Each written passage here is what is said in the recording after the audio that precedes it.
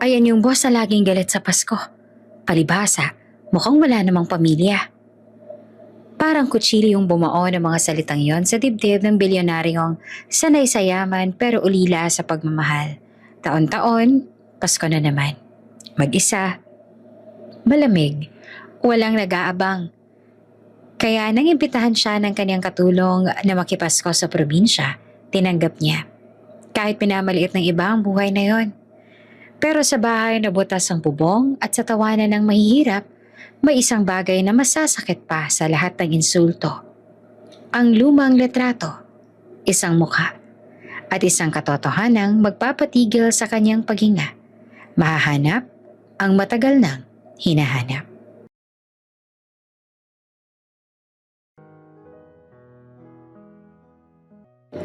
Muling tumunog ang isang pamilyar na Christmas song mula sa radyo. Mahina, nilulunod ng ingay ng city traffic sa labas ng salamin. Have yourself a merry little Christmas. Pinatay ng lalaki ang radyo. Tahimik ang buong condo hotel. Mataas ang palapag. Kitang-kita ang ilaw ng syudad na para bang mga bituing nakakalat sa lupa. Pero kahit gaano karami ang ilaw sa labas, nananatiling malamig ang loob ng silid. Walang Christmas tree, walang parol, walang kahit anong palatandaan na Disyembre na. Mag-isa na naman siya. Nakaupo ang bilyonaryo sa gilid ng kama, suot pa rin ang maayos na long sleeves kahit wala namang pupuntahan. Sanay siyang laging handa kahit walang inaasahang bisita. Sanay siyang laging mag-isa, lalo na tuwing Pasko. Ang katulong niya ay wala noong gabing yon. Umattend daw ng simbang gabi. Tulad ng ginagawa nito taon-taon. Hindi niya ito pinigilan. Hindi rin niya tinanong kung anong oras uuwi. Wala naman siyang pakialam. Iyon ang palaging sinasabi ng sarili niya. Pero ngayong mag-isa siya sa loob ng kwartong yon, may kung anong bigat na bumabalot sa dibdib niya. Sa hallway kanina, narinig niya ang dalawang staff na nagbubulungan. Ayan yung boss na laging galit sa Pasko. Sabi ng isa. Palibhasa, mukhang walang pamilya. Sagot naman ng isa pa. Hindi siya lumingon, hindi siya nagsalita. Pero parang kutsilyong bumao ng mga salitang yon sa kanya. Hindi dahil mali, kundi dahil totoo. Wala siyang pamilya. Tumayo siya at lumapit sa bintana. Mula roon kita ang isang simbahan sa di kalayuan. May mga taong papasok. May mga batang may hawak na kandila. May mga magulang na may akay-akay na anak. May tumatawa, may nagkukwento. May nagmamadali dahil malamig ang hangin. Pumikit siya. At tulad ng tuwing sasapit ang Disyembre, bumalik ang alaala. 12 taon na ang nakalipas. 12 taon na ang nakalipas. Hindi ganito katahimik ang bahay nila. Bata pa siya noon. Bagets pa ang isip. Mas gusto ang laro kaysa simbahan. Umaga pa lang ng araw na yon, abala na ang buong bahay sa paghahanda. Pasko na kinabukasan.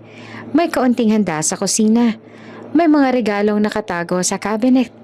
May mga halakhakan sa sala. Ano, sasama ka ba sa amin?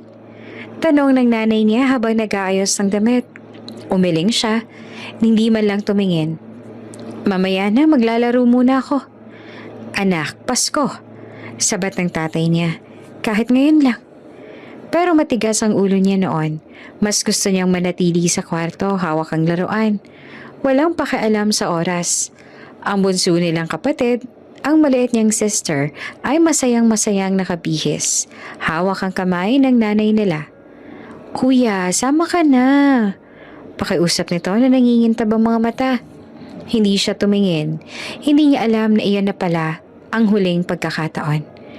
Lumabas ang parents niya kasama ang kapatid niya. Nasa pintuan pa sila nang marinig niya ang tatay niya. Babalik kami bago mag-Christmas Eve, sabi nito. Maganda ka riyan. Tumango lang siya.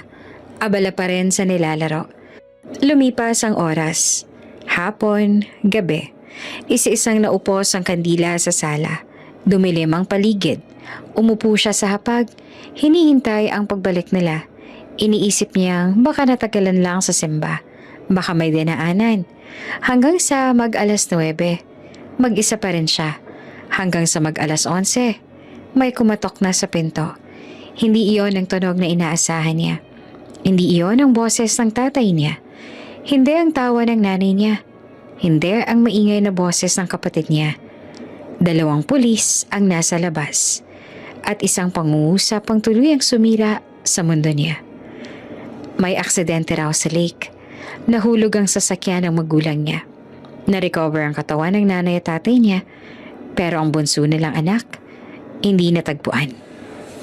Muling dumilat ang bilyonaryo. Basang-basa ang noo niya sa pawis kahit malamig ang hangin. Ang kamay niya ay mahigpit na nakakuyom sa gilid ng bintana. 12 taon na ang lumipas, pero parang kahapon lang nangyari ang lahat. Natagpuan ang katawan ng mga magulang niya. Inilibing sila. Iniyakan sila ng iilang kamag-anak. Pero ang kapatid niyang babae, walang kabaong, walang libing, walang kasiguruhan. Hinahanap niya ito taon-taon. Nagbayad siya ng mga tao. Gumastos siya ng milyon. Bawat bakasyon, bawat bakanting oras, laging may iisang tanong sa isip niya. Buhay pa kaya siya? Pero walang sagot. At habang lumilipas ang mga taon, natutunan niyang umiwas. Umiwas sa Pasko, umiwas sa simbahan, umiwas sa kahit anong nagpapaalala sa kanya ng isang pamilyang buo noon. At wasak na ngayon. Kaya tuwing Desyembre, nasa opisina siya o nasa mansyon. Nasa isang hotel na mataas at tahimik, kung saan walang magtatanong kung bakit wala siyang handa, kung bakit wala siyang bisita, kung bakit mag-isa siya. Huminga siya ng malalim at muling tumingin sa syudad. Sa labas, patuloy ang kasiyahan ng mundo. Sa loob, isang lalaking sanay sa yaman, pero ulila sa pagmamahal. Ang muling sinalubong ng Paskong kinamumuhian niya. At hindi niya alam na ito na pala ang huling Paskong mag-isa siya. 3 taon na siyang nagtatrabaho bilang katulong sa bilyonaryo. Pero ni minsan ay hindi niya nakita itong humiti tuwing Pasko. Siya ang tipo ng boss na tahimik, diretso magsalita at bihirang tumingin sa mata ng kausap. Hindi naninigaw pero sapat na ang malamig na tono para maramdaman mong may distansya siya sa buong mundo. At tuwing papalapit ang Desyembre, lalo itong nagiging mailap. Walang Christmas tree sa unit, walang parol sa bintana, walang ilaw na kumikislap. Para bang ipinagbawal ang Pasko sa bahay na yon. Napansin niya iyon sa unang taon pa lang niya bilang katulong. Noong una, iniisip niyang baka busy lang ang boss niya. Pero nang sumapit ang 2 at 3 taon, malinaw na iniiwasan talaga nito ang Pasko. Samantalang siya, kabaligtaran. Sa probinsya, kahit kulang ang handa, masaya ang pamilya niya. Kahit sardinas at kanin lang, minsan may tawanan. May kantahan, may sama-samang dasal. Ang nanay niya kahit pagod sa maghapon, pilit pang magluluto ng kahit anong kaya.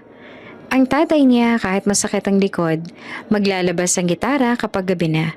Kaya tuwing makikita niya ang boss niyang mag-isa, tahimik lang sa sulok, hindi niya maiwasang maawa. Hindi niya ito sinasabi kahit kanino, hindi rin niya pinapakita. Pero sa tuwing holiday, lalo na kapag Pasko, mas dahan-dahan ang kilos niya sa bahay. Parang ayaw niyang makagawa ng kahit anong ingay na baka makadagdag pa sa lungkot ng amo niya. Noong gabing yon, galing siya sa simbang gabi. May hawak siyang maliit na kandila at amoy pa sa damit niya ang usok at insenso mula sa simbahan. Pagdating niya sa condo hotel, tahimik ang buong lugar. Inakala niyang tulog na ang boss niya. Pero pagdating niya sa unit, tumunog ang cellphone niya. Isang text message. From boss. Pakidala ng inumin at baso. Nasa rooftop ako. Napatigil siya.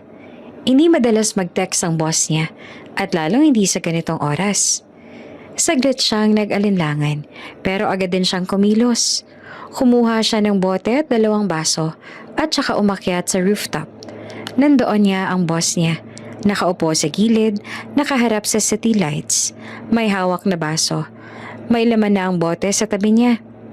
Sir, mahina niyang tawag. Tumangulang ito, hindi tumingin. Ilagay mo lang dyan. Sumunod siya tumayo sa di kalayuan. Napansin niyang mapula ang mata ng boss niya. Namamaga. Parang matagal nang hindi natutulog. Uminom ulit ang lalaki.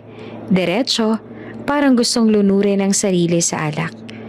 Sir, baka sobra na po. Maingat niyang sabi. Tumawa ang boss niya, pero walang saya. Hayaan mo. Maya-maya bumagsak ang boses nito. Parang biglang nawala ng lakas. Alam mo ba kung bakit ayoko ng Pasko? Nanlaki ang mata niya. Hindi siya sanay na kausapin ng ganito ng boss niya. Pero nanatili siyang tahimik. Tuwing Pasko, may nawawala sa akin. Mahinang sabi ng lalaki. Tuwing Pasko, may namamatay ulit. At doon unti-unti nang nagsalita ito. Ikinuwento nito ang magulang, ang aksidente, ang kapatid na hindi natagpuan, ang mga gabing mag-isa, ang mga Paskong walang naghihintay. Habang nagsasalita ang boss niya, unti-unti ring tumulo ang luha nito. Hindi siya humagulgol, tahimik lang, parang pagod na umiyak. Hindi niya namalaya na umiiyak na rin pala siya. Sir, mahina niyang sabi, pasensya na po. Tumango ang lalaki, pilit tumatayo, pero muntik nang matumba. Walang pag-aalinlangan. Inalalayan niya ito. Hinawakan niya ang braso nito, dahan-dahang inalalayan pababa, pabalik sa unit. Pinaupo niya sa sofa. Kumuha siya ng bimpo at tubig.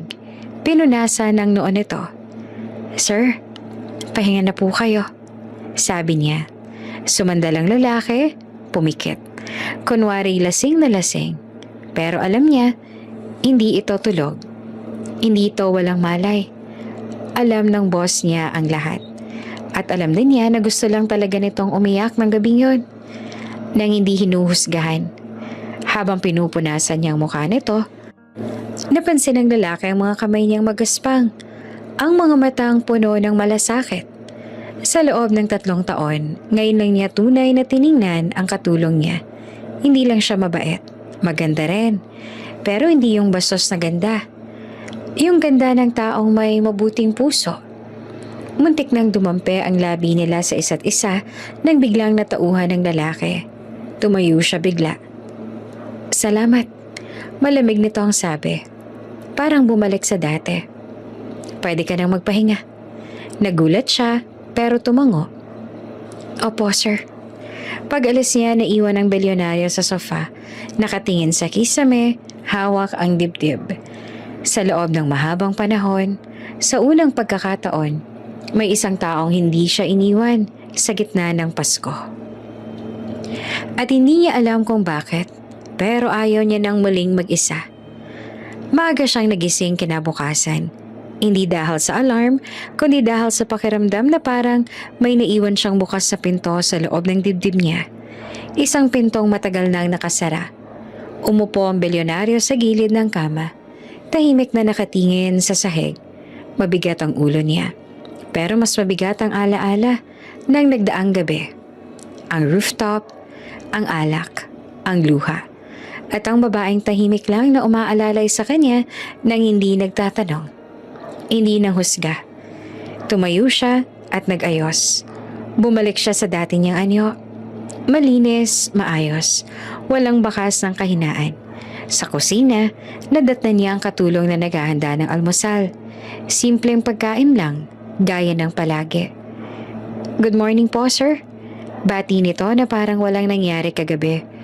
Doon siya mas nainis sa sarili niya. Nilapitan niya ang mesa. Umupo at sandaling nanahimik. Ramdam niya ang alanganin ng hangin sa pagitan nila. Hindi dahil sa galit, kundi dahil pareho silang may alam na hindi binabanggit. Yung kagabi, panimula niya at hindi tumitingin. Pasensya na, lasing lang ako. Tumigil naman sa pagkilos ang katulong. Hindi agad siya nagsalita. Maya-maya tumango ito. Opo, sir. Iyan lang, walang sermon, walang tanong, walang paalala. Mas lalo siyang nakaramdam ng hiya. Tahimik silang kumain. Ang tunog lang ng kutsara at plato ang maririnig sa isip ng bilyonaryo. Paulit-ulit ang isang tanong. Bakit siya pang nakakita ng ganong bahagi ko? Pagkatapos kumain, naghugas ang katulong. Siya na may nakatayo sa bintana. Nakatingin sa labas. Ilang beses niyang gustong magsalita pero pinipigilan niya ang sarili. Hindi siya sanay mag-open. Hindi siya sanay mag-imbita. Lalo na ng kahit anong koneksyon. Pero bago pa siya makapag-isip ng dahilan para manahimik, narinig niya ang boses ng katulong. Mahina, parang nag-aalangan. "Sir," lumingon siya. "May itatanong lang po sana ako," sabi nito, hawak ang basahan. Parang kinakabahan. Tumango siya. "Ano yan?" Huminga ng malalim ang dalaga at saka nagsalita. Parang isang hakbang na matagal niyang pinag-isipan. "Uuwi po kasi ako sa probinsya bukas. Pasko po." Tahimik siyang nakinig. "Kung gusto po ninyo," dugtong nito, pilit ngumiti, "pwede po kayong sumama sa amin?" Parang biglang tumigil ang oras. Sumama sa kanila. Sa probinsya. "Pasko po," dagdag ng dalaga. Parang natatakot na bawiin ang sinabi. "Masaya po sa amin kahit simple lang." Hindi agad siya nakasagot. Sa buong buhay niya, maraming nag-alok sa kanya ng kung anong negosyo or partnership, investment, kapangyarihan. Pero ngayon lang may nag-alok sa kanya ng ganito. Hindi mansyon, hindi pera, kundi pamilya. "Bakit?" Tanong niya ng diretso pero walang galit. Nagulat naman ang dalaga pero sumagot ng tapat.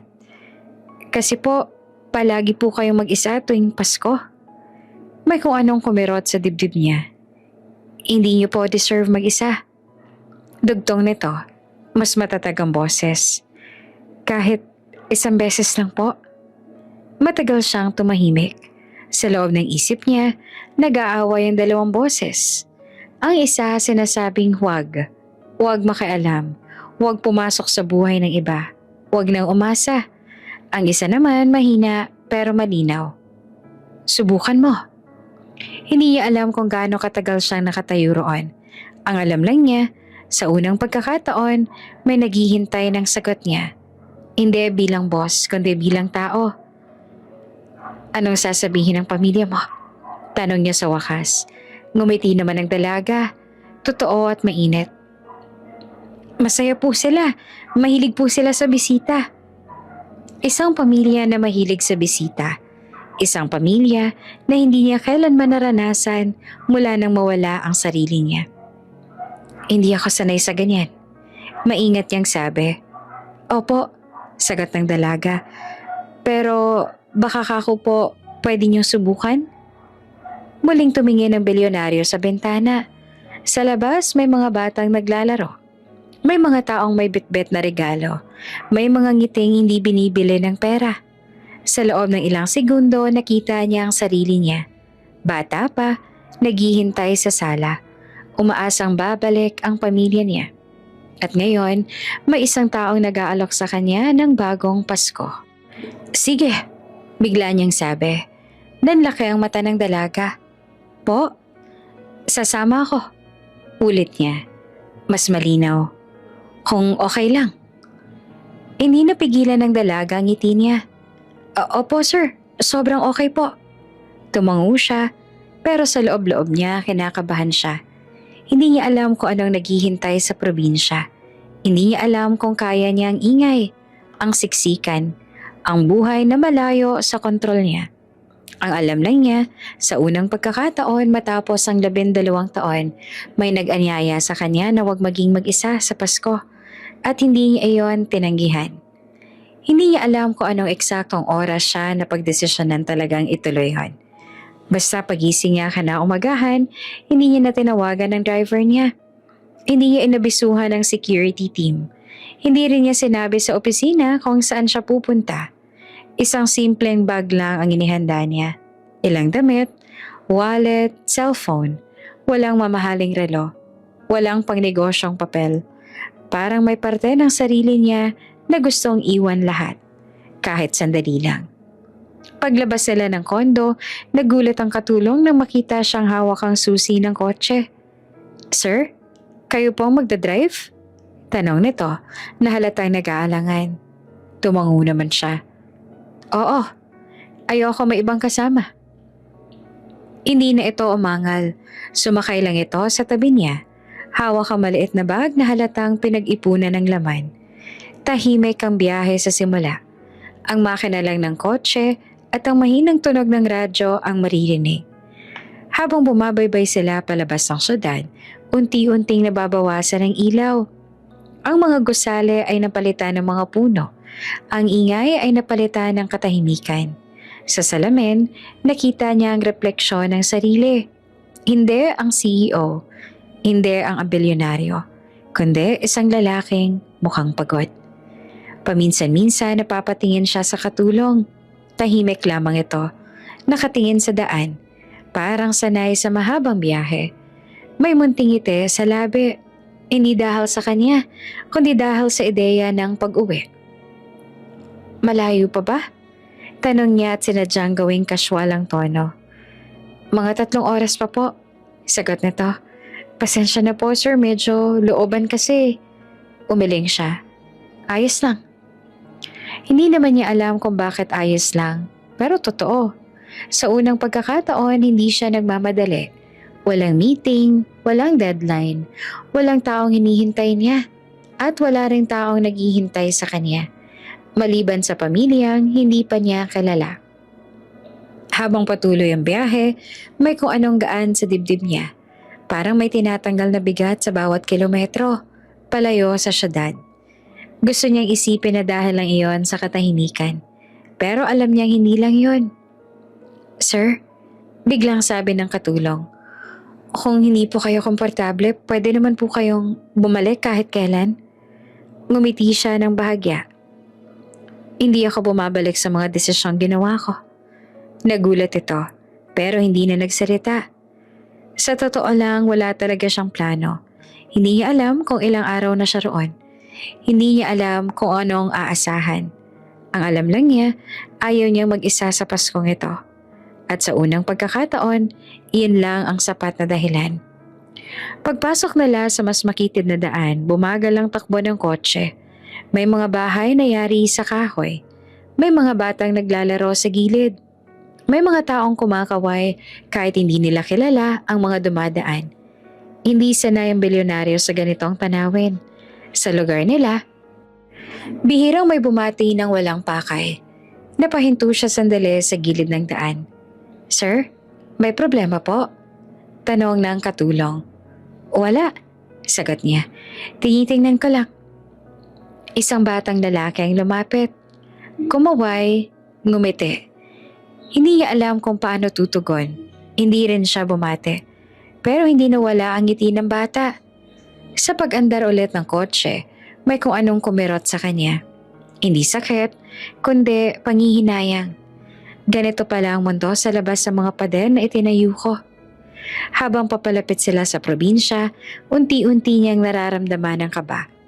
Hindi kaba ng takot, kundi kaba ng isang taong papasok sa isang pamilyang hindi kanya. Sir, maingat na sabi ng katulong. Simple lang po kami. Sana po, okay lang? Tumango siya. Hindi ako naghahanap ng marangya. At doon niya napagtanto, iyon ang unang beses na totoo ang sinabi niyang yon. Sa loob ng maraming taon, hinabol niya ang yaman, ang kontrol, ang katahimikan. Pero sa mahabang biyahe na yon, sa tabi ng isang babaeng hindi niya minamaliit kundi tahimik na hinahangaan, may unti-unting nabubuo sa loob niya. Isang tanong na hindi niya masagot. Paano kung ito pala ang hinahanap ko? Hindi niya pinakita ang emosyon. Sanay siyang itago ang nararamdaman.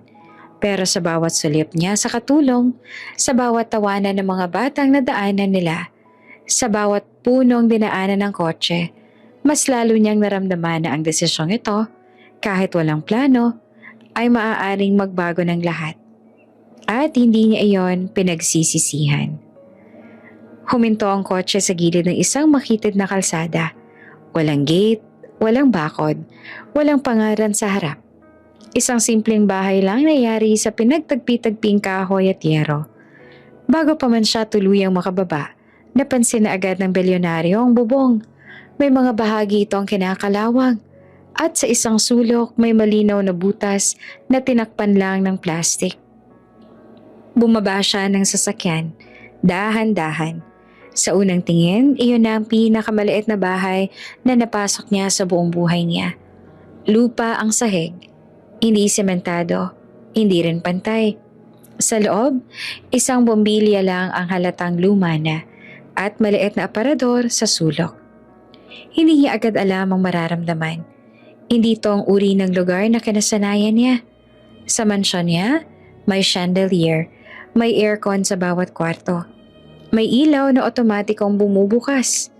Dito, kailangan pang igalaw ang switch na mukhang ilang beses nang napalitan. Napansin ng katulong ang bahagyang pagkabigla sa mukha niya. "Sir, pasensya na po." Mahina nitong sabi. "Ganito lang po talaga kami." Hindi siya agad nakasagot. Pero bago pa siya makapagsalita, may lumabas na babae mula sa loob ng bahay. May edad na, payat, pero may ngiting parang matagal nang naghihintay. "Ay, nandito na kayo," masiglang sabi nito. "Ikaw na ba yan, anak?" "Nanay," sagot ng katulong tsaka lumapit at yumakap. Sunod namang lumabas ang isang lalaking may puting buhok, hawak ang maliit na bangkito. "Siya na ba yung sinasabi mong boss?" tanong nito. May halong kaba at tuwa. "Opo," sagot ng dalaga. "Siya po." Lumapit ang matanda sa kanya at inabot ang kamay. "Salamat sa pagpunta, iho. Pasensya na't ganito lang ang bahay namin." Kusa niyang inabot ang kamay ng matanda. Ayos lang po. At doon niya naramdaman ang unang kakaibang bagay. Hindi siya tinanong kung sino siya, kung ano ang trabaho niya, kung gaano siyang kayaman. Tinanggap siya bilang bisita. Basta bisita. Maya-maya may tumakbong batang babae palabas ng bahay. Nakangiti, magulo ang buhok. May suot na damit na halatang malaki sa kanya. "Ate!" sigaw nito tsaka yumakap sa katulong. "Uy, dahan-dahan!" Tawa pa ng dalaga. "May bisita tayo." Napatingin sa kanya ang bata tsaka ngumiti. "Hello po!" Tumango siya. Bahagyang ngumiti pabalik. Isang bagay na bihira niyang gawin. Sa loob ng bahay, may tunog ng mga kalderong nagbabanggaan. May amoy ng niluluto. Simple lang, pero mainit at may halong bawang at sibuyas. Hindi niya alam kung kailan pa huling beses na may nagluto para sa kanya nang walang kapalit. Habang abala ang pamilya sa paghahanda, napansin niya ang mga detalye. Ang butas sa bubong na may tumutulong patak ng tubig mula sa ulan kanina. Ang sahig na kailangang walisin ng madalas dahil lupa. Ang mesa na may bakas ng maraming taon ng paggamit. Pero higit sa lahat, ang tawanan. Hindi iyon pilit. Hindi iyon para magpakitang tao. Totoo ang saya. May biro ang tatay. May kwento ang nanay. May kulitan ng magkapatid. Parang walang pakialam sa kung ano ang kulang. Dahil sapat na ang isa't isa. Umupo siya sa isang bangkito sa gilid. Tahimik na nagmamasid. "Sir, kain po muna kayo." Alok ng nanay ng dalaga. "Simple lang ha." Tumangyong siya. "Salamat po." Habang kumakain sila, napansin niya naman ang kahit kaunti lang ang pagkain. Walang nagrereklamo. May naghahati-hati. May nag-abot. May nagbiru pa na, "Ay, sa Pasko, mas masarap kahit konti." Hindi niya napigilang mapangiti. Sa loob-loob niya inaasahan niyang malungkot ang ganitong buhay. Iniisip niya ang puro hirap at reklamo, pero mali siya. May hirap, oo, pero may saya. At totoo. Sa isang sulok ng bahay may maliit na altar na may kandila at larawan. Hindi niya tinignan ng matagal pero may kung anong kumirot sa dibdib niya. Ganito pala ang pakaramdam ng may uuwian. Habang papalubog ang araw, lalong naging maingay ang bahay. May kapitbahay na dumaan para bumati. May batang sumilip sa bintana. May nag-alok ng prutas galing sa puno sa likod. Hindi niya namalaya na tumagal na pala siya roon. Nakaupo, Nakikinig, nakikihalubilo. At sa unang pagkakataon matapos ang maraming taon, hindi niya hinanap ang katahimikan. Hinayaan niyang punuin ng ingay ang puso niyang matagal nang tahimik. Maaga silang nagising kinabukasan, hindi dahil may alarm, kundi dahil sa tunog ng manok at yabag ng mga paa sa labas ng bahay. Dumilat ang bilyonaryo at sandaling nalito. Wala ang kisame ng kondo. Wala ang malamig na ilaw. Wala ang katahimikan ng lungsod. Sa halip ay naroon ang tunog ng probinsya. Buhay, magulo, totoo. Lumabas siya ng kwarto at nadatnan si Mira na nag-aayos ng buhok sa maliit na salamin. "Sir, magsisimba po kami," sabi nito. "Kung okay lang po sa inyo." Tumango siya. "Sasama ako." Nagulat si Mira. Talaga po?" "Matagal na rin ako hindi nagsisimba," sagot niya. Hindi na nagdagdag pa. Habang naghahanda ang pamilya niya, tahimik siyang nakamisid. Ang nanay ni Mira ay nagsuot ng isang lumang dress. Kupas ang kulay, mailang tahi sa gilid. Halatang ilang taon ang ginagamit tuwing may okasyon. Maayos ang pagkakaplansya, pero hindi maitago ang bakas ng panahon. Ang tatay naman ni Mira ay naupo sa bangkito. Inaayos ang sapatos. Doon niya napansin, hindi yon basta lumang sapatos. Sira na ang gilid. At sa halip na sintas, alambre ang ginamit na pantali. Maingat ang kilos ng matanda. Parang sanay na sa ganitong sitwasyon. May kumirot sa dibdib ng bilyonaryo. Hindi awa, kundi isang uri ng hiya na hindi niya maipaliwanag. Lumabas naman ang bunso, nakasuot ng pantalon na halatang maluwag. Ilang beses itong hinila pataas habang naglalakad. "Nanay, okay lang po ba to?" Tanong ng bata. Ngumiti ang nanay. "Ayos lang yan, si ate mo naman yan." Napalingon siya kay Mira. Ngumiti lamang si Mira. Parang sanay na rin. "Malaki lang po ng konti." Hindi na siya nagsalita. Paglabas sila ng bahay, saka lang niya napansing nakapark pa rin ang kotse niya sa gilid. "Hindi ba tayo sasakay dyan?" Tanong niya. Nagkatingin na naman ang pamilya. Si Mira ang sumagot at medyo nahihiya. Na-flat po kasi kagabi, sir. Tricycle na lang po muna." Tumango naman siya. Okay lang. Pero nung makasakay na sila ng tricycle, siya, si Mira at ang bunso, doon niya tunay naramdaman ang kakaiba. Masikip, mabagal, maingay ang makina, ramdam ang bawat lubak ng kalsada. Sa tagal ng panahon, ngayon nang ulit siya sumakay ng ganito. Sa gilid ng daan, may mga batang naglalakad papuntang simbahan. May dalang Biblia. May matandang nagkakwentuhan.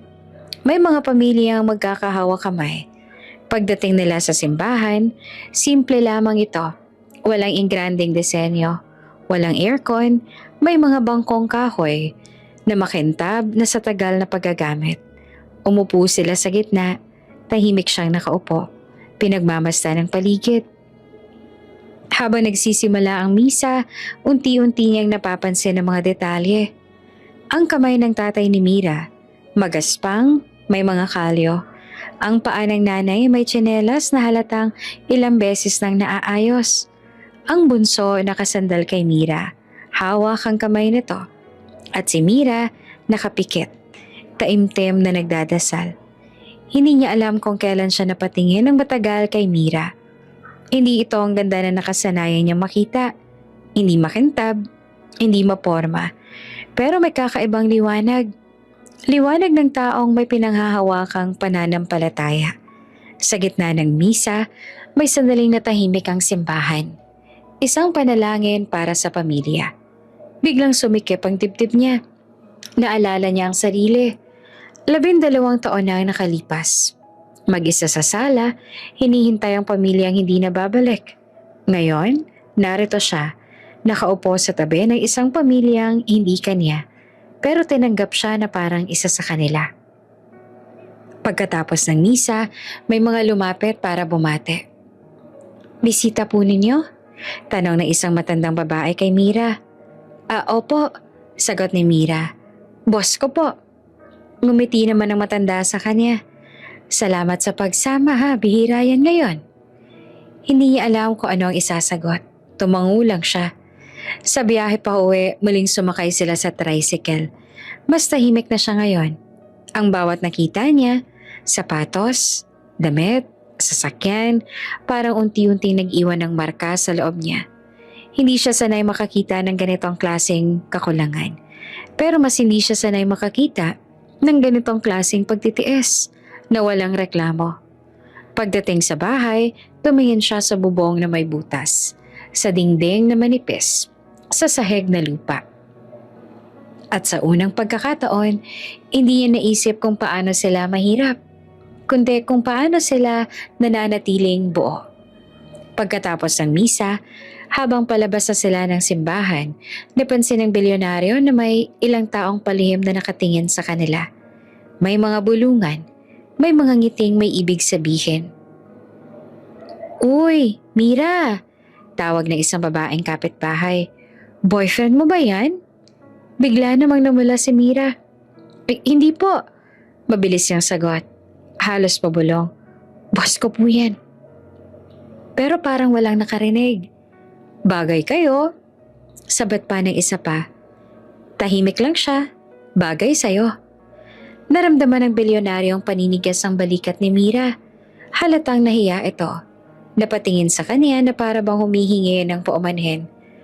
"Pasensya na po, sir." Mahina nitong sabi habang naglalakad sila palayo. "Ganun lang po talaga dito." Nagtatanong sila.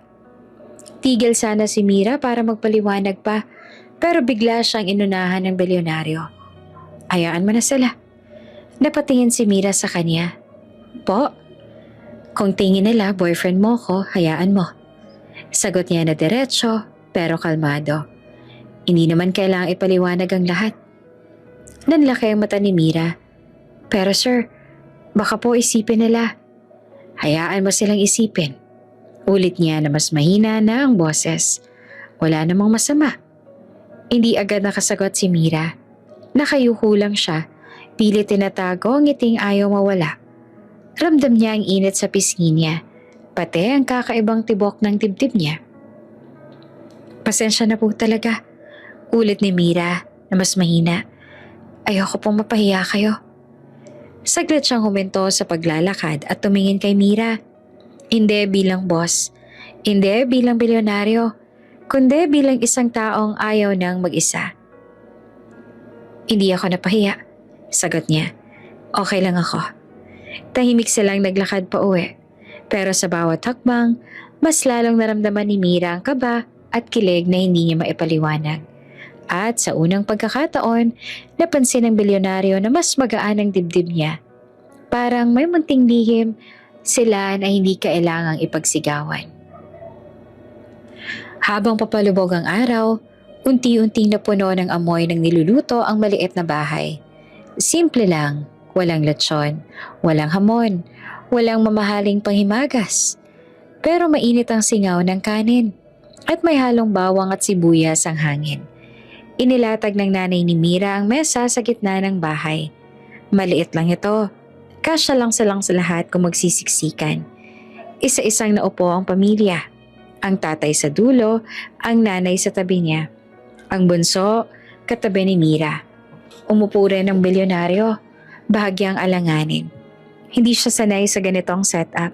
Walang pagitan, walang distansya, walang katahimikan. "Halika na," masiglang sabi ng nanay ni Mira. "Magdasal muna tayo." Nagkatinginan sila sandali. Hindi niya matandaan kung kailan siya huling nagdasal kasama ang iba. Pero walang tumingin sa kanya na parang pinipilit. Tahimik lang silang yumuko. "Panginoon," panimula ng tatay ni Mira. "Salamat po sa munting handa at sa bisitang pinadala ninyo sa amin ngayong Pasko." Napasinghap siya ng bahagya. Bisitang ipinadala. Hindi siya bisita sa hotel. Hindi siya kliyente. Bisita siya sa isang tahanan. Pagkatapos ng dasal, inilabas ng nanay ang ulam at inilagay sa gitna ng mesa. Isang plato lang. Napansin naman agad iyon ng bilyonaryo. Sa mesa niya sa mansyon, laging sobra-sobra ang pagkain. Minsan, hindi man lang natitikman. Dito, iisa lang ang ulam para sa lahat. Tahimik niyang pinagmamasdan habang hinahati ng nanay at tatay ni Mira ang ulam sa dalawang maliit na plato. At saka tinulak palapit sa kanya ang isa. "Kain na po kayo," sabi ng nanay, may ngiti, "para mabusog po kayo." Parang may pumisil naman sa dibdib niya. Tahimik niyang tinulak pabalik ang plato sa gitna ng mesa. Sabay-sabay po tayong kakain," sabi niya. Mahinahon pero malinaw. "Huwag niyo po akong ihiwalay." Nagkatinginan naman ang mag-asawa. Si Mira ay napatigil. Parang hindi inaasahan ang sinabi niya. "Sir?" Panimula ni Mira. Ngumiti naman siya ng bahagya. "Ayos lang. Mas gusto ko to." Wala nakapagsalita sandali. Pagkatapos, tumawa ang tatay ni Mira. Mahina pero masaya. "Aba, ngayon lang ako nakarinig ng bisitang ayaw mauna." Biro nito. Natawa rin ang bunso. "Ate, gutom na ako." At doon na nagsimula ang pagkain. Walang plato para sa bawat isa. Hati-hati lang, abot-abot. May kwentuhan, may tawanan. May biro tungkol sa alat ng ulam at kung paano raw mas masarap kapag maraming naghahati. Napatigil ang bilyonaryo nang mapansin niyang kamay ang gamit ng lahat sa pagkain. Saglit siyang tumingin sa sariling kamay. Sa buong buhay niya, kutsara at tinidor ang alam niya. "Kain na, sir," sabi ni Mira. Napansin ang pag-aalangan niya. "Ganito po talaga kami." Huminga siya ng malalim, tsaka ginaya sila. Pagdampi ng kanin sa kamay niya, napakunot siya ng noo. "Mainit pala," sabi niya na seryoso. Napatawa ang buong mesa. "Dahan-dahan lang," tawa ng nanay ni Mira. "Masasanay rin kayo." Mas lalo siyang nahiya nang matikman niya ang pansit. "Bakit parang sardinas?" Tanong niya na walang masamang tono. Talagang nagtataka lang. "Oo," tawa ni Mira. "Sardinas po talaga yan." Natawa siya. Una, mahinang tawa. Tapos tuluyan ang napahalakhak. Hindi niya matandaan kung kailan siya huling tumawa ng ganito. Yung walang iniisip kung may makakakita. Habang tumatagal ang gabi, dumami ang ingay sa labas. May mga batang kumatok sa pinto. May dalang improvised tambol at lata. "Namamasko po!" Lumabas ang tatay ni Mira. May dalang kaunting barya at candy. Nakasilip ang bilyonaryo. Pinagmamasa ng mga batang masayang kumakanta kahit paos ang boses. "Sir, kayo na po," sabi ni Mira. Iniabot sa kanya ang isang supot ng candy. Nagulat siya. "Ako?" "Opo," ngumiti si Mira. "Para maranasan niyo po." Lumabas siya, alanganin sa una, tsaka iniabot ang candy sa mga bata. "Salamat," sabi niya. "Salamat po," sabay-sabay naman nasigaw ng mga bata. Pagpasok niya ulit sa bahay, may kung anong kumirot sa mata niya. Umupo siya sa sulok. Tahimik. "Sir, okay lang po kayo?" Tanong ni Mira. Napansin ang pamumula ng mata niya. Tumango siya. "Oo, pero hindi iyon totoo." Tahimik na tumulo ang luha niya. Walang hikbi, walang tunog. Hindi niya alam kung bakit mas masakit at mas masaya ang gabing yon kaysa sa lahat ng Pasko niya sa nakaraan. Sa mansyon niya, mayaman. Dito, may buhay. At sa unang pagkakataon, naramdaman niyang hindi pala pera ang kulang sa kanya, kundi ang mga salitang ganito. Tahimik na ang buong bahay. Tapos na ang kantahan. Tapos na ang kwentuhan. Ang mga kapitbahay ay nagsiuwian na. At ang mga batang nangangaraling ay matagal nang nawala sa dilim. Ang natira na lang ay ang tunog ng kuliglig at mahinang ihip ng hangin na dumadaan sa butas ng bubong. Nakahiga ang bilyonaryo sa maliit na banig na inilatag para sa kanya. Hindi siya sanay sa ganito. Walang malambot na kama. Walang aircon, walang ilaw na pwedeng patayin sa isang pindot lang.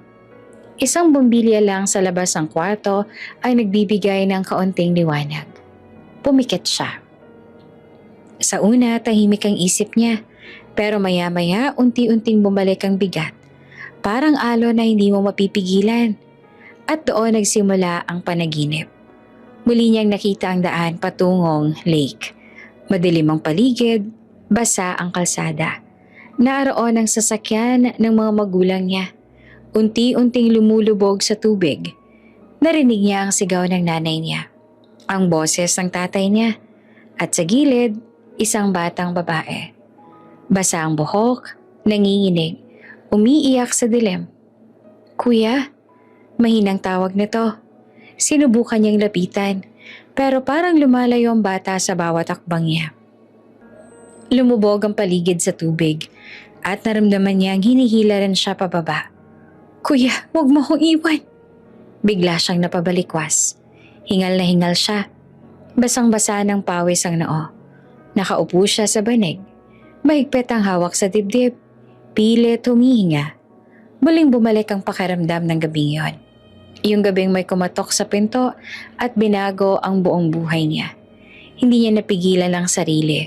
Tumulo ang luha niya, sunod-sunod, mabigat na parang matagal nang pinipigilan. Tinakpan niya ang mukha niya, pero walang saysay. Tahimik siyang umiyak. Pinipilit huwag gumawa ng ingay. Sa gitna ng iyak niya, Kuya, tubig po. Nanigas ang buong katawan niya. Dahan-dahan niyang ibinaba ang kamay niya mula sa muka. Lumingalinga siya sa paligid. Pilit inaayos ang paghinga. Akala niya panaginip pa rin. Akala niya guni-guni lang. Pero malinaw ang boses mula sa pintuan. Tumayo na siya. Nanginginig ang tuhod. Dahan-dahan siyang lumapit.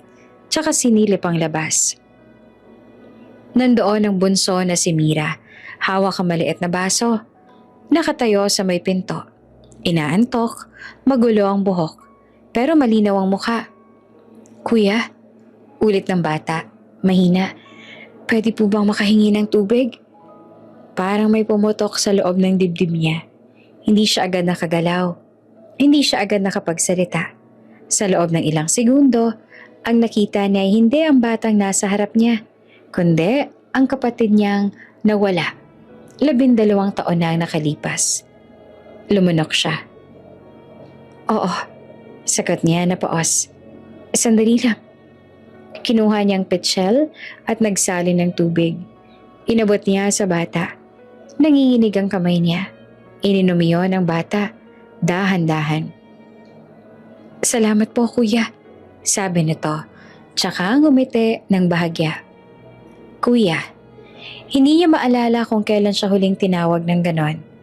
Nang bumalik ang bata sa kwarto, nananatili siyang nakatayo roon. Nakatingin lang sa pader, sa dilim, sa kisame na may bahagyang siwang kung saan pumapasok ang malamig na hangin. Kung buhay man ang kapatid ko. Napaupo siya sa bangkito. Inaalala niya ang edad ng kapatid niya na nawala. Maliit pa. Kung buhay man ito ngayon, halos kaedad na ng batang kanila lang humingi ng tubig. Kinilabutan siya. Hindi dahil sa takot, kundi dahil sa posibilidad.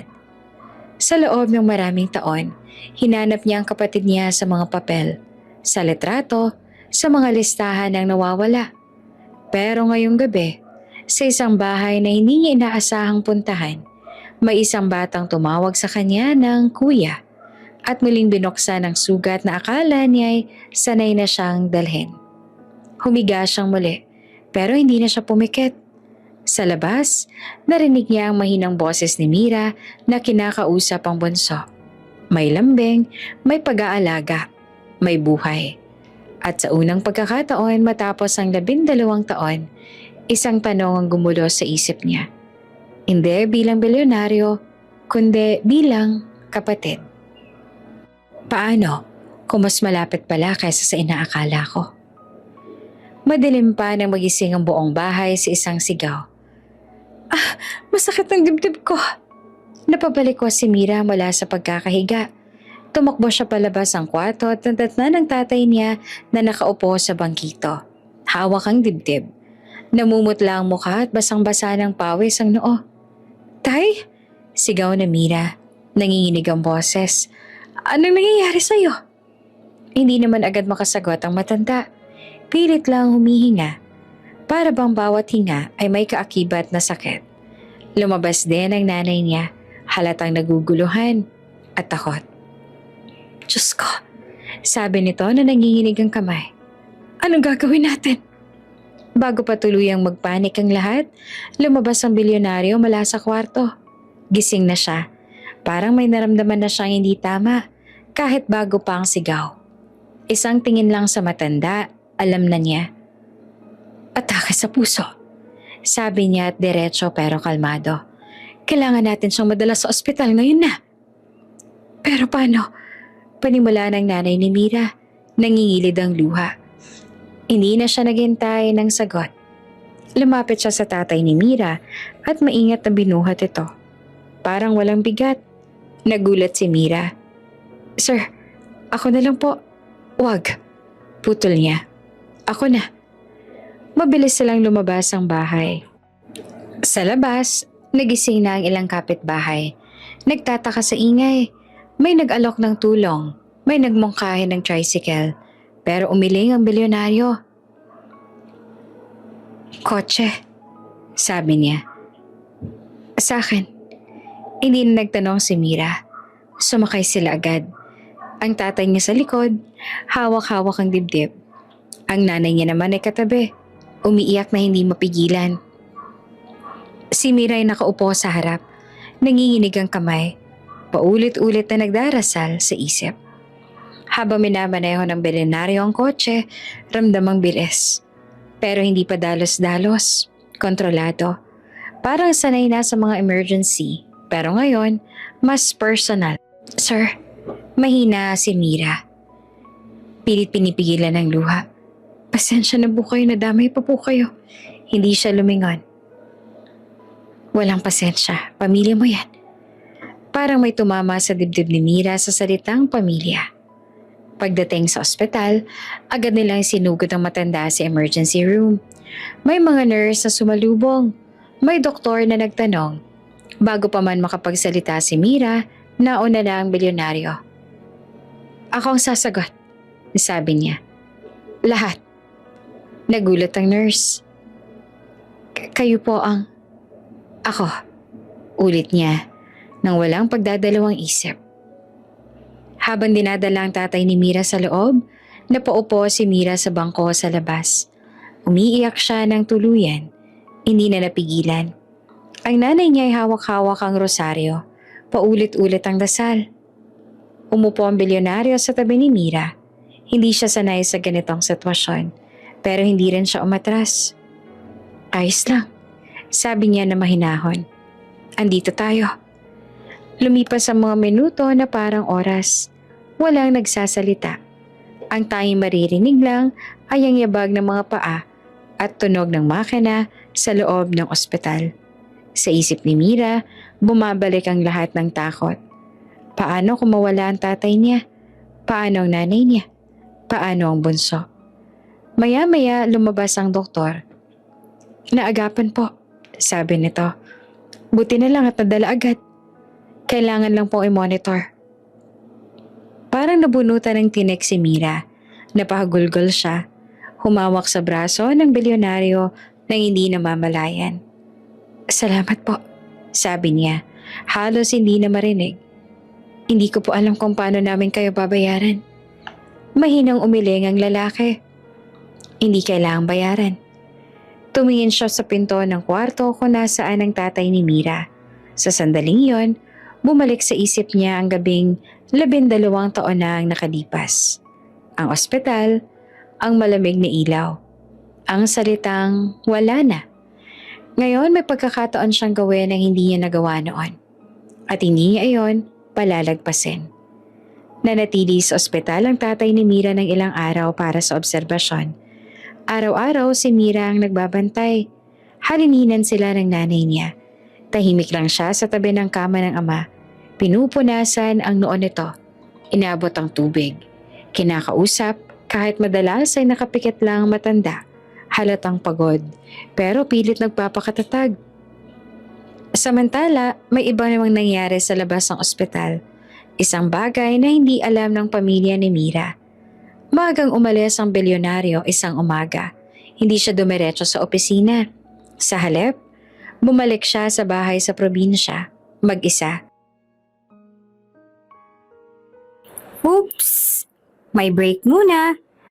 Gusto mo bang ma-shoutout dito sa channel ni Ate Jane? Mag-comment lang ng lesson you learned from the latest story uploaded. Dahil pipili kami ng isang best comment of the day para i-shoutout sa susunod na upload. Kaya huwag kalimutang mag-iwan ng lesson you learned after you watch this video. Maraming salamat! Shoutout nga pala kina Anneli Lovije, Sonia Jara Vlog from Genova, Italy, at Raquel Person from Sweden. Sa ating mga taga-subaybay, maligayang Pasko po! Paki-comment na rin sa baba kung saan kayo magse-celebrate ng Pasko at nang ma-shoutout ko kayo sa mga susunod pa nating mga kwento. Maraming salamat sa pakikinig!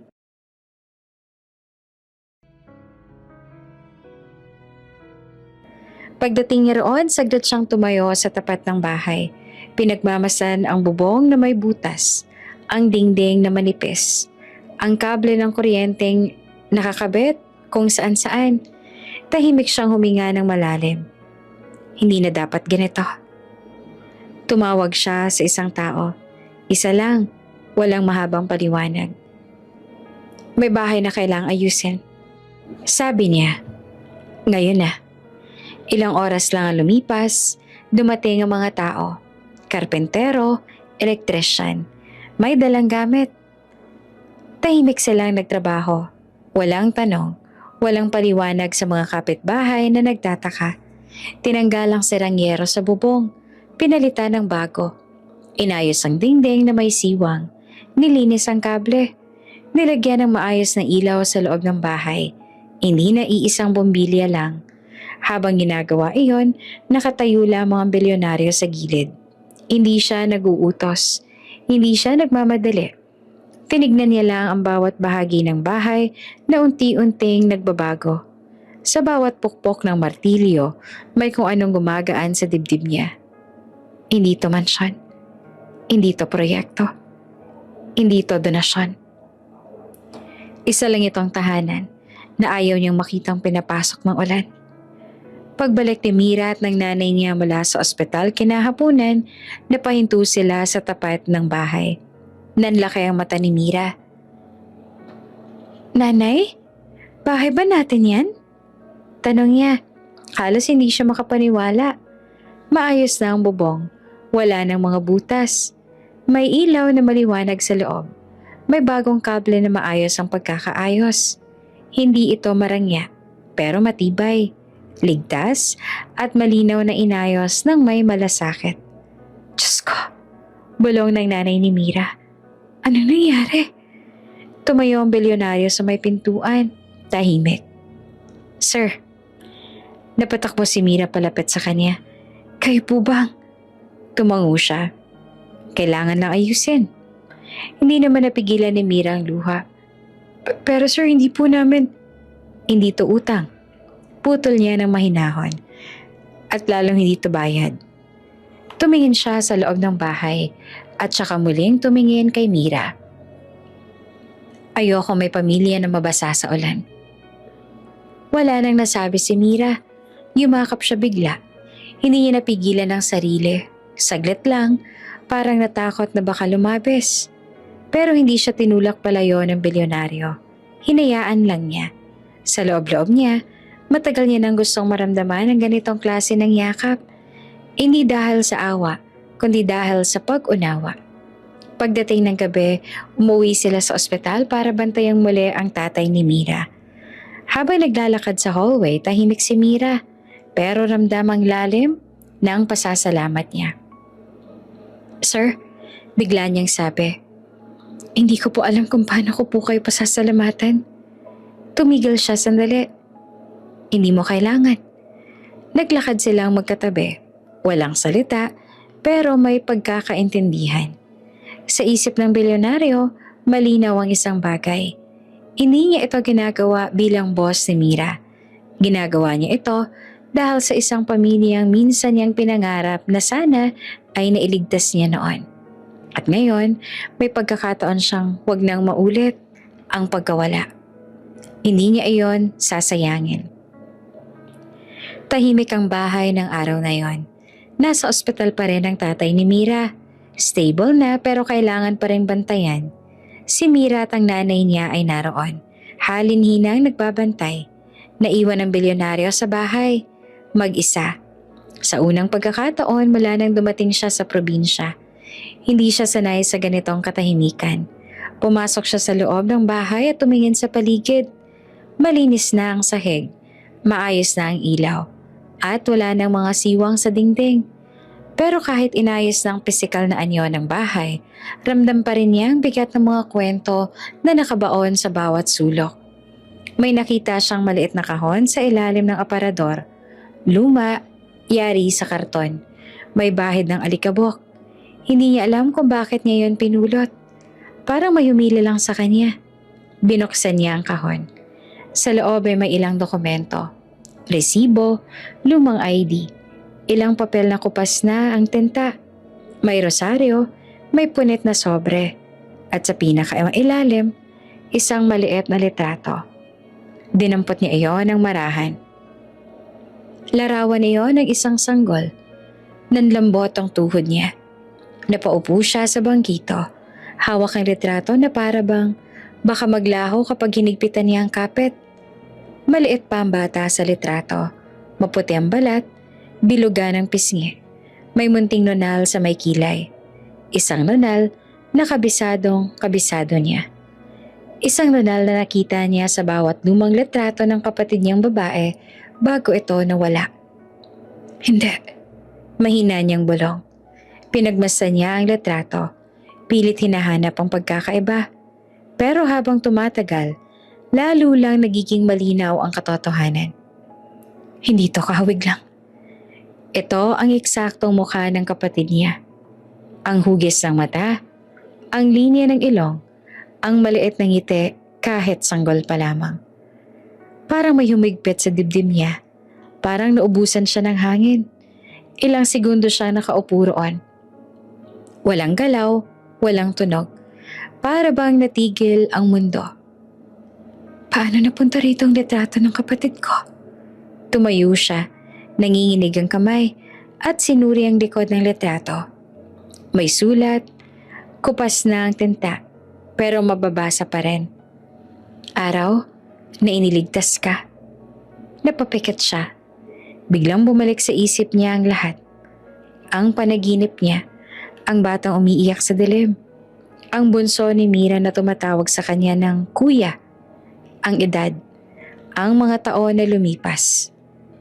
Hindi pwede. Ayaw niyang umasa. Ayaw niyang muling masaktan. Ilang beses na siyang umasa sa maling impormasyon, sa maling bakas. Ilang beses na siyang nadurog. Pero hindi niya rin kayang ipagwalang bahala ang hawak niya ngayon. Marahan niyang ibinalik ang litrato sa kahon. Isinara ito, parang sinasarado rin ang takot na bumubukas sa loob niya. Umupo siya sa sofa, hawak ang ulo. Kung totoo to, mahina niyang sabi sa sarili. Kung totoo to. Narinig niya ang tunog ng pintuan. Pumasok si Mira. Pagod ang muka, pero may bahagyang ngiti. Sir, umuwi muna ako saglit. Nakatulog na po si tatay. Tumayo siya agad. Mira, napahinto ito. Opo. Tinuro niya ang kahon sa mesa. Pwede ba kitang tanungin tungkol dyan? Nanlaki ang mata ni Mira. Lumapit siya at nakita ang kahon. Saglit siyang natahimik. Lumang gamit po yan, sabi niya. Matagal na po yan sa amin. Kinuha niya ang litrato at tinabot kay Mira. Maingat. Kilala mo ba to? Tiningnan ni Mira ang litrato. Napangiti siya at may halong lungkot. Bata pa po ako nung nakita ko yan, sagot niya. Sabi ni nanay may sanggol daw na iniligtas noon na iniwan sa amin. Parang may bumagsak sa dibdib ng bilyonaryo. Iniligtas? Ulit niya. Tumango si Mira. May aksidente raw po kasi roon sa may lake. May isang lalaki daw na nagdala ng sanggol sa nanay at tatay ko. Sabi niya, hindi niya alam kung sino ang magulang. Basta raw iligtas muna. Nanigas ang bilyonaryo. 12 taon na ang nakalipas. Isang aksidente sa lake. Isang sanggol na nailigtas. Tahimik naman na bumilis ang tibok ng puso niya. Nasaan ang sanggol ngayon? Tanong niya na halos pabulong. Tumingin si Mira sa kanya. Nagtataka. Sir, yung bunso po namin yon? Parang bumukas ang lupa sa ilalim ng paa niya. Hindi siya agad nakapagsalita. Hindi siya agad nakagalaw. Ang tanging naririnig niya lang ay ang sariling tibok ng puso niya. Malakas, mabilis, parang gustong kumawala. Sa loob ng maraming taon, hinanap niya ang kapatid niya sa malalayong lugar. Hindi niya alam na maaaring narito lang pala ito. Sa isang bahay na may butas ang bubong. Sa isang pamilyang hindi kanya, pero nagmahal dito bilang sarili. At sa sandaling yon, alam niyang wala ng atrasan. Kailangan niyang malaman ang buong katotohanan. Hindi agad nakapagsalita ang bilyonaryo matapos marinig ang sinabi ni Mira. Yung bunso po namin yon? Ulit ni Mira. Tila nagtataka kung bakit biglang nanahimik ang lalaki. Bakit po? Umupo siya sa bangkito. Parang nawala ng lakas sa mga tuhod niya. Ilang segundo siyang nakatingin lang sa sahig. Pilit inaayos ang paghinga. Sa isip niya, naglalaban ng takot at pag-asa. Ang dalawang damdaming matagal niya na ang iniiwasan. Kailangan ko makausap ang mga magulang mo. Sabi niya sa wakas. Mahinahon, pero mabigat ang tono. Nag-alala si Mira. May problema po ba, sir? Umiling siya. Hindi ko lang alam kung paano ko sasabihin, pero mahalaga. Kinagabihan matapos umuwi ang nanay ni Mira mula sa ospital at makatulog ang bunso. Naupo silang tatlo sa mesa. Si Mira, ang nanay at ang bilyonaryo. Tahimik ang bahay. Parang hinihintay ang mga salitang matagal nang nakatago. May itatanong po sana ako. Panimula ng bilyonaryo. Tungkol po sa sanggol na iniligtas noon. Nagkatinginan ng mag-ina. Ang nanay ni Mira ay bahagyang napapikit. Parang alam niya na kung saan patutungo ang usapan. Matagal na po yun. Mahina nitong sabi. Bakit niyo po naitanong? Kinuha ng bilyonaryo ang lumang litrato at inilapag sa mesa. Nanginginig ang kamay niya. Ito po. Kapatid ko. Sabi niya na halos pabulong. Matagal na namin siyang hinahanap. Parang may bumagsak na mabigat sa loob ng bahay.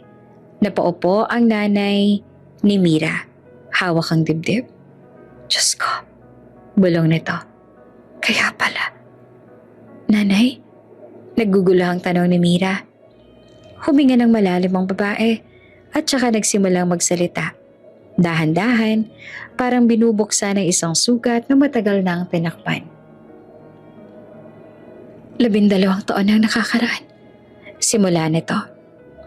Gabi rin noon. May kumatok sa pinto namin. Isang lalaking basang-basa. Nanginginig at may bitbit na sanggol.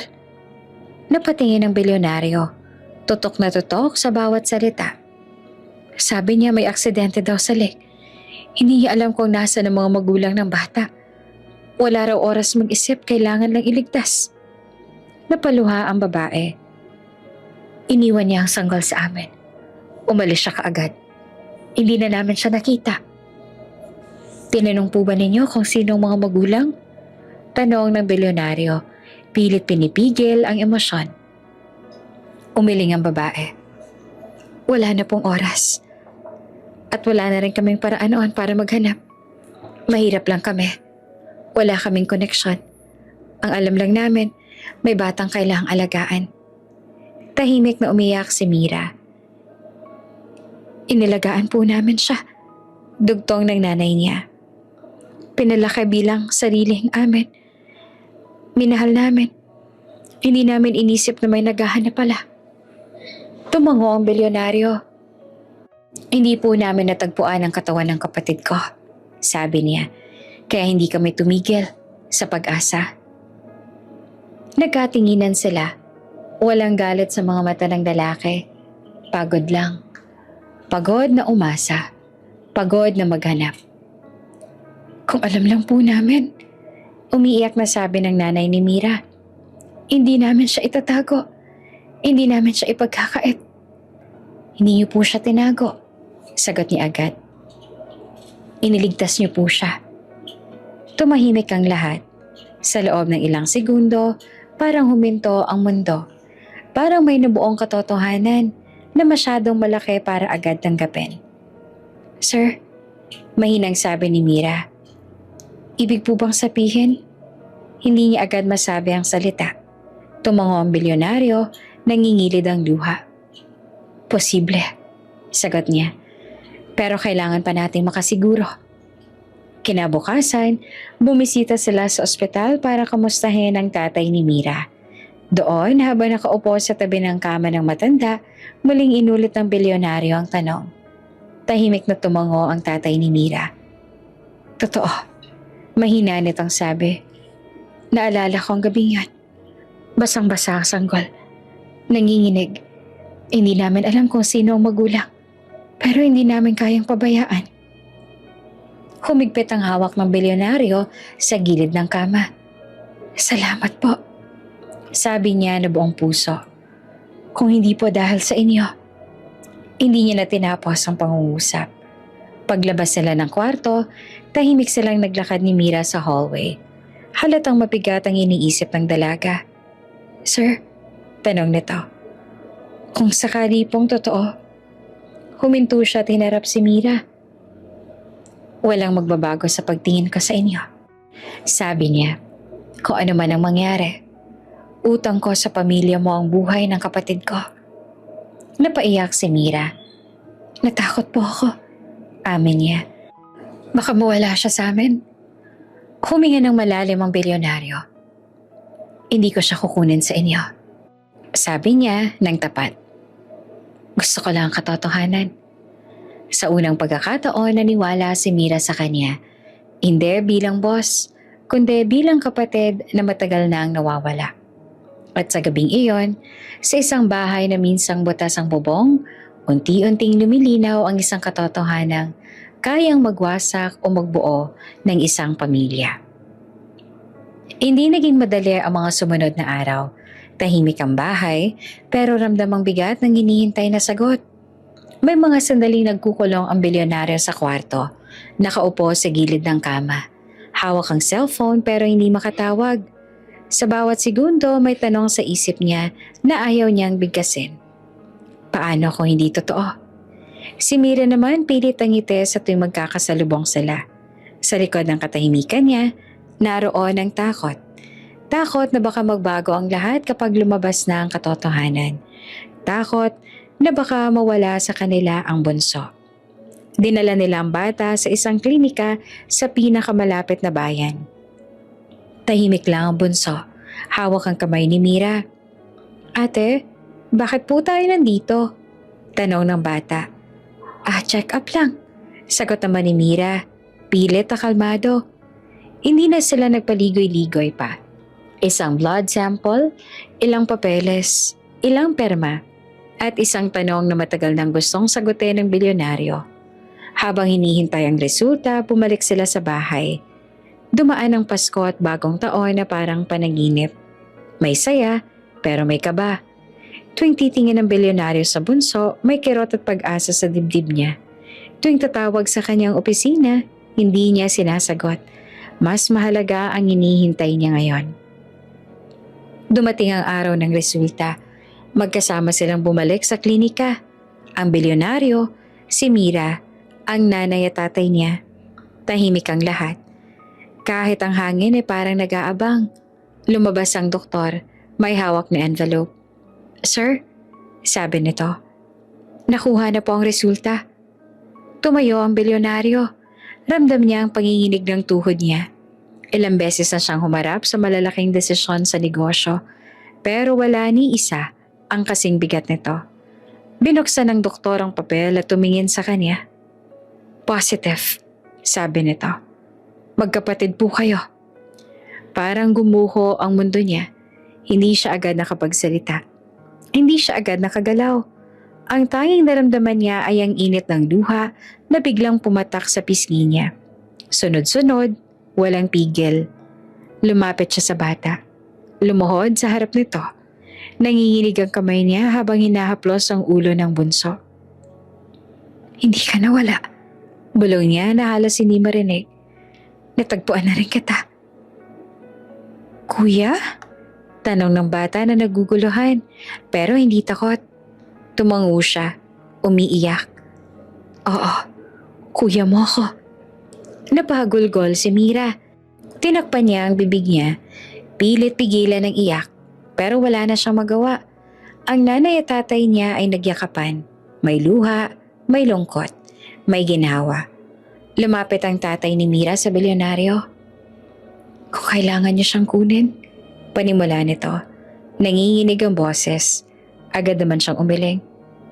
Hindi, sagot niya na matatag. Hindi ko siya kukunin.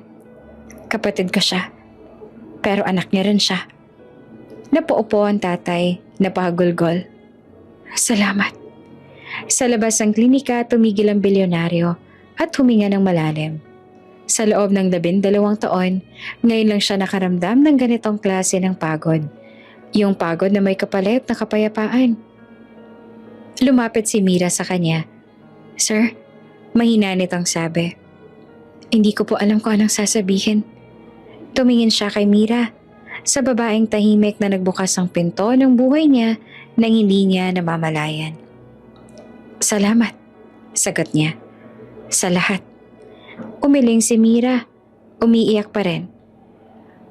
Kung hindi po kayo sumama dito, kung hindi po kayo nagpasko kasama namin. Ngumiti siya, may luha sa mata. May mga bagay talagang kailangang dumaan sa tamang panahon. Pag-uwi nila sa bahay, sinalubong sila ng bunso na may hawak na laruan. Tumakbo ito papunta sa bilyonaryo. Kuya! Tawag na to na may tuwa. Lumuhod siya at niyakap ang bata. Mahigpit, matagal. Isang yakap na matagal niyang ipinagdasal. Sa gabing yon, habang tahimik ang paligid, umupo ang bilyonaryo sa labas ng bahay at tumingala sa langit. 12 taon niyang inakala na mag-isa na lang siya. Ngayon, alam niya na ang totoo. May kapatid siyang buhay, may pamilyang muling natagpuan, at may pusong handa ng magmahal muli. Hindi kondo ang pinuntahan nila. Pag-alis nila sa probinsya, malinaw sa isip ng bilyonaryo na hindi nakasya sa unit ang isang pamilyang may kwentuhan, tawanan at batang walang tigil sa takbuhan. Kaya sa mansyon siya dumiretso. Ang bahay na matagal ng malaki pero matagal ding walang laman. Pagdating nila, bumukas ang malalaking pinto at sinulubong sila ng katahimikan. Pero hindi iyon nagtagal. Ate, ang laki! Bulong ng bunso at napatingala sa kisame. Ngumiti naman ang bilyonaryo. Pwede kang mag-ingay dito, walang magagalit. Parang iyon lang ang hudyat. Tumakbo ang bata sa hallway, tumatawa, sumisilip sa bawat pinto. Napahinto ang bilyonaryo at napangiti. Noon lang ulit may tunog na paa sa loob ng bahay na yon. Habang inaayos sa mga kasambahay ang mga gamit, dahan-dahang napuno ng buhay ang mansyon. Ang nanay ni Mira ay nahihiya. Paulit-ulit na nagsasabing, ay, ang laki naman. Habang ang tatay niya naman ay tahimik na nagmamasid. Parang nag-iingat na huwag makabasag ng kahit na ano. Dito na po ba talaga kami?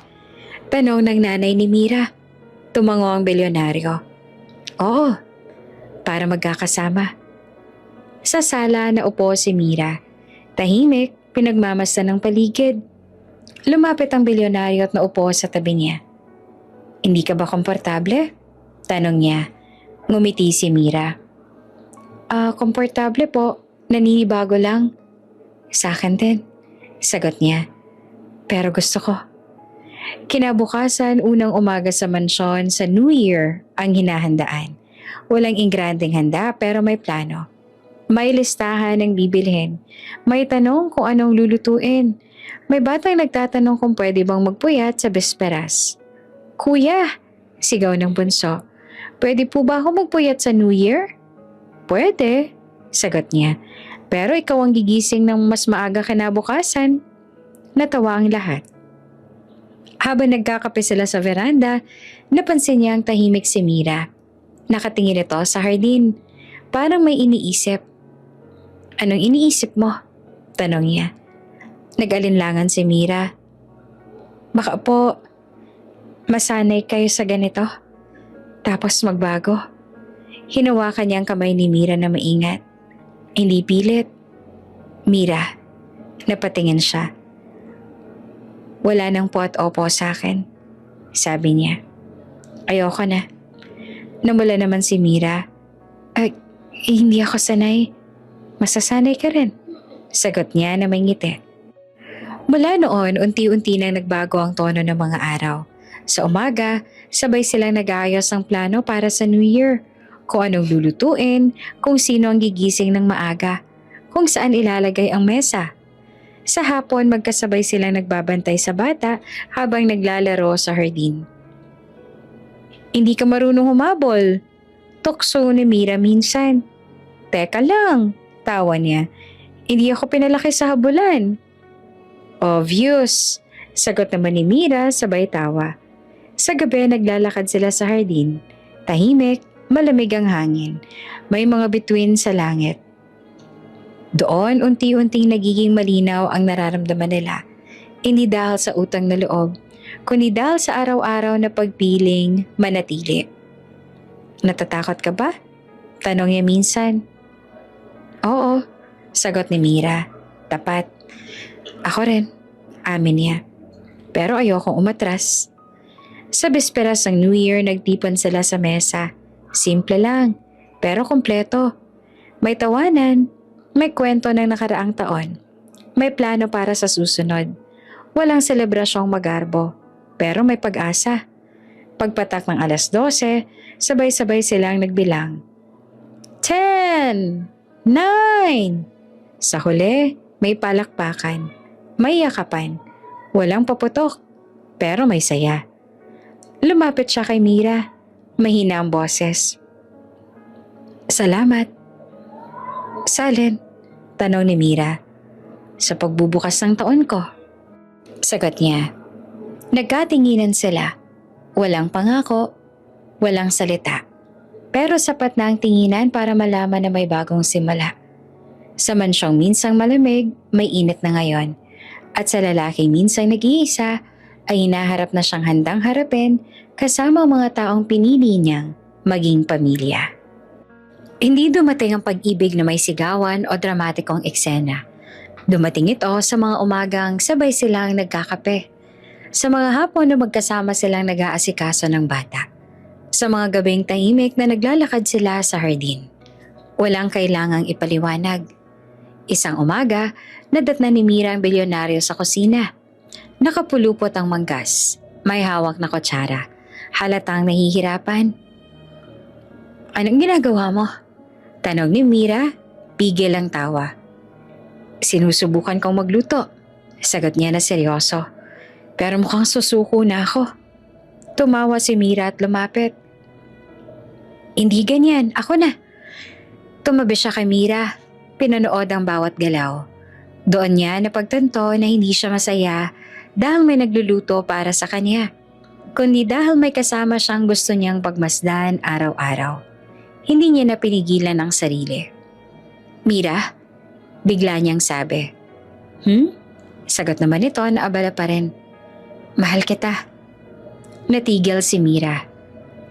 Dahan-dahang humarap sa kanya, walang gulat, parang matagal na rin niyang hinihintay. Mahal din kita.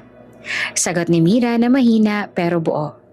Walang palakpakan, walang fireworks, pero sapat ang mga salitang yon para mabuo ang matagal nang unti-unting lumalago. Hindi siya nagmadali. Kinabukasan, hinanap niya ang nanay at tatay ni Mira. Nakaupo ang mga ito sa sala. Tahimik, may halong kaba. May sasabihin po sana ako. Paniwala niya ng diretso. Tumango ang tatay ni Mira. Makikinig kami. Huminga siya ng malalim. Mahal ko po si Mira. Hindi bilang boss. Hindi dahil sa nangyari. Bilang babae na pinili ko makasama sa buhay. Tahimik ang mag-asawa.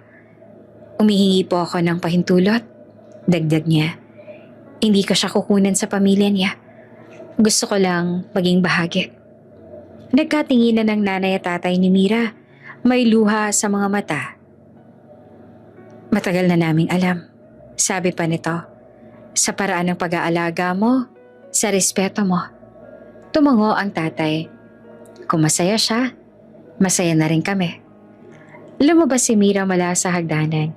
Halatang narinig ang huli. Hindi niya napigilan ang sarili. Niyakap niya ang mga magulang niya at saka humarap sa kanya.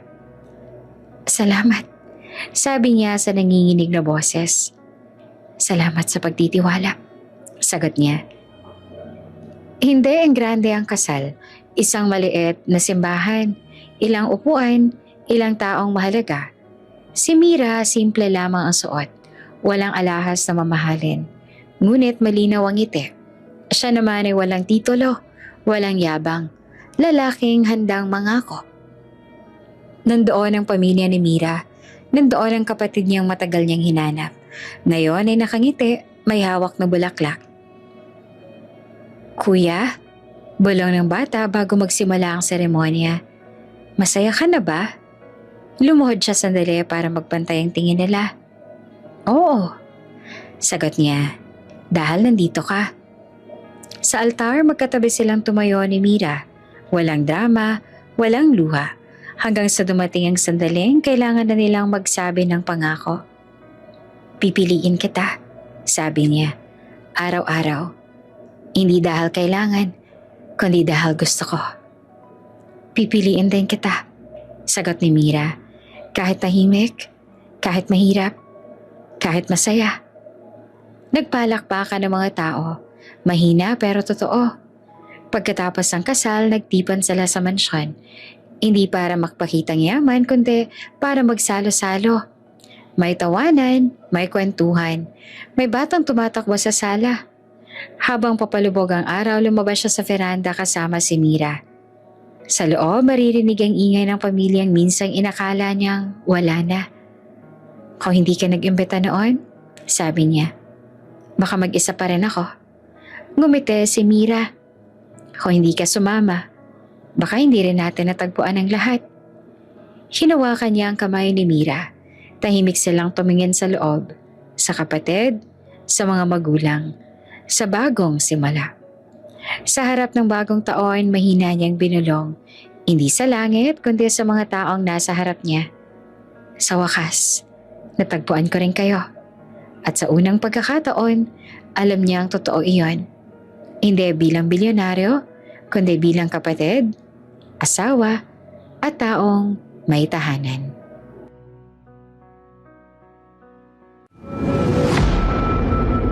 Bago ka pa lang sa channel na ito, Ate Jane TV, huwag kalimutang pindutin ang notification bell and subscribe button.